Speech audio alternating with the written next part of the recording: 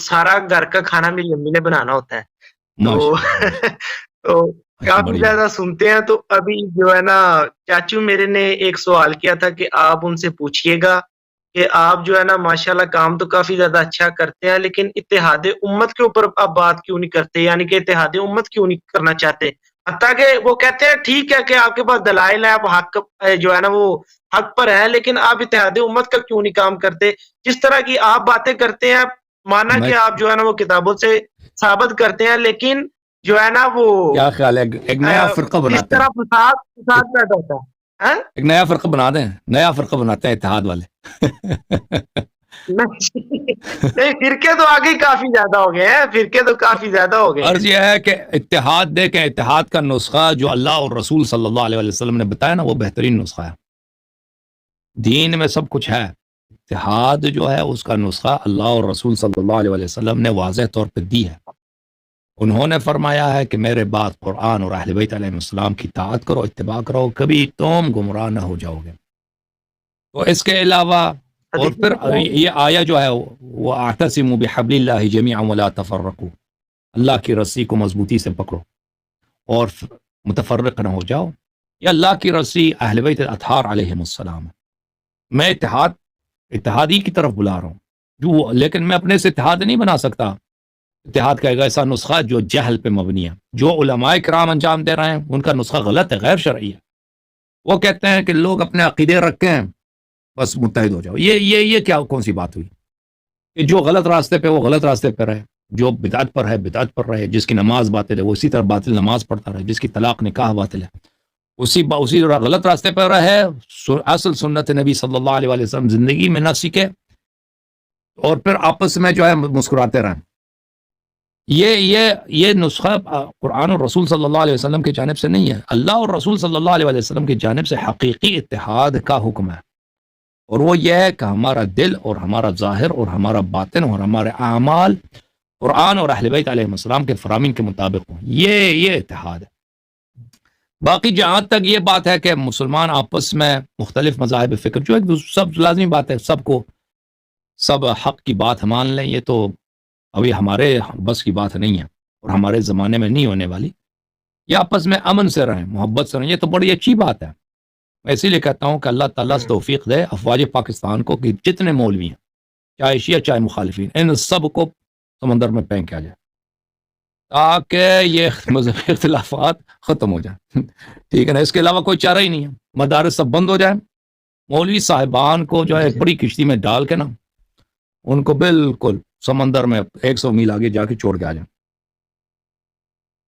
پاکستان کے اندر اور یہ سب سے پہلے شیعہ مولوی، سب سے شیعہ مولوی بھی اور ان کے بھائی دونوں پھر جو ہے امت میں، پھر امت جو ہے نا ایک سیکولر گورنمنٹ بنے پاکستان میں، اور لوگ جو ہے یہ تکفیر وغیرہ کا سلسلہ بند ہو، اور لوگ جو ہے بھائی دین پہ عمل کریں، ایک دوسرے سے پیار سے رہیں. کیونکہ جتنا پاکستان میں مدارس نے اور مساجد نے اور مقررین نے بدامنی پھیلائی ہے اور ایک دوسروں کا قتل کرائی ہے، بالخصوص شیعہ عوام کے قتل کرائی ہے، اس کے کوئی حساب ہی نہیں ہے. بے شک دوسرے ملکوں میں بہت کم ہے.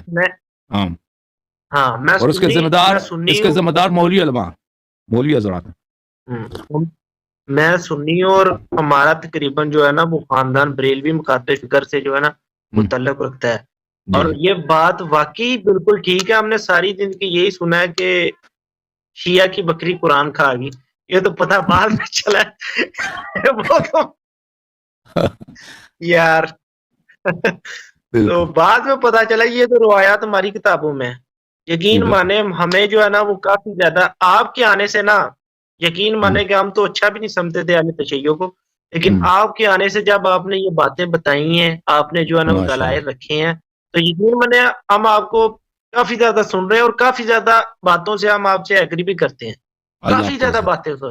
لیکن ادھر کے جو ذاکرین ہیں اور یہاں کے جو مولوی ہیں جو مسجدوں میں، خاص طور پر یہ جو دیہاتوں میں ہیں، یقین مانے ایک ٹکے کا بھی نہیں پتا. یہ بخاری مسلم، یہ تو آپ کہتے ہیں نا بات کرتے ہیں، انہیں یہ بھی نہیں پتا کہ بخاری مسلم ہے کیا. 8 سال یقین مانے کہ میری ایک بات ہوئی ہے، یہ جو جس بندے کی کتابوں سے میں باتیں نقل کی ہے نا، محمد علی نقشبندی صاحب، ان کا جو مدرسہ ہے وہ ادھر ہے لاہور میں، داتا دربار کافی زیادہ مشہور ہے، عثمان بن حجویری.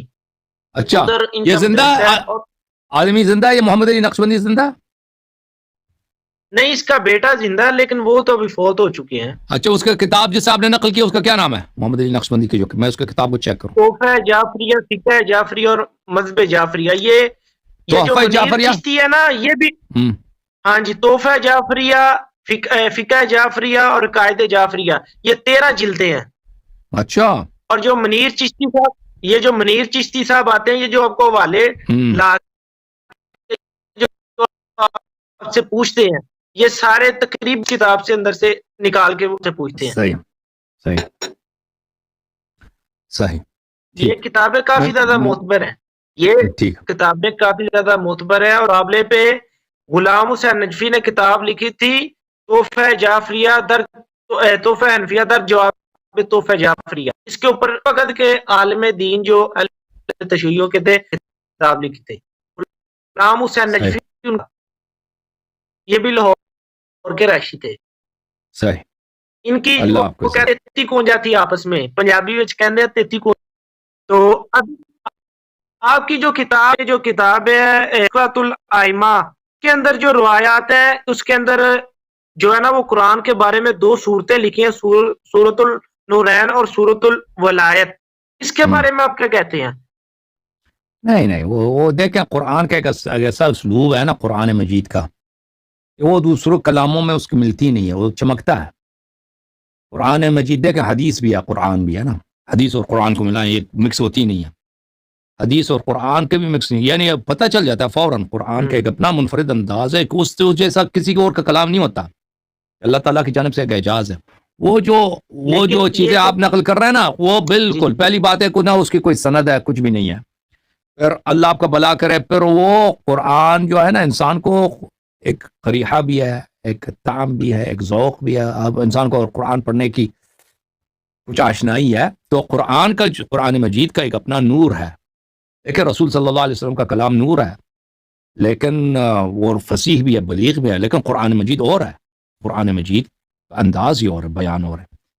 تو اس میں وہ نہیں ہے. آپ کی خدمت میں عرض کروں کہ آپ کی کتابوں میں بھی وہ سورہ ہے نا، سورہ خلع حفت، آپ نے دیکھا وہ کون سی صورت ہے؟ کون سی صورت ہے؟ ایک منٹ میں کتاب لے کے آؤں، ایک منٹ.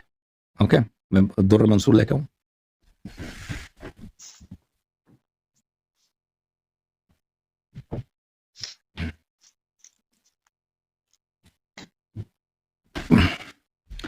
ناظرین یہ کتاب ہے الدر المنثور فی التفسیر بالمأثور، تالیف عبد الرحمن السیوطی،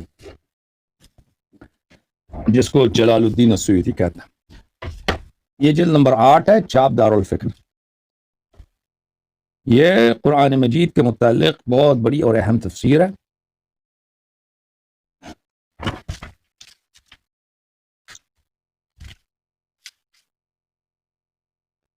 ہاں